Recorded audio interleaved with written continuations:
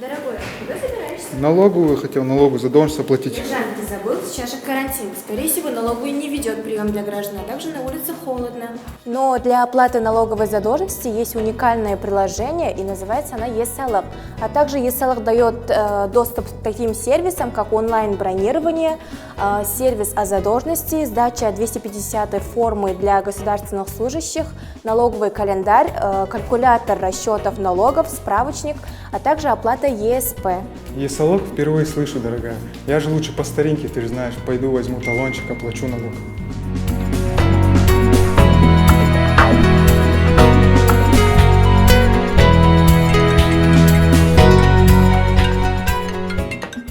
Дорогая, в общем, такая ситуация произошла. Я дома кошелек забыл. Что ты мне говорила насчет приложения eSalak? Да, я говорила про программу eSalak. Тебе надо будет ее скачать через программу App Store или Play Market, после чего надо будет пройти регистрацию с помощью одноразового смс-пароля или электронной цифровой подписи. После чего ты можешь пополнить свой электронный кошелек и можешь оплатить свою налоговую задолженность. Все отлично, дорогая, у меня получилось. Я оплатил задолженность. Да, я же говорила, это очень удобно и легко.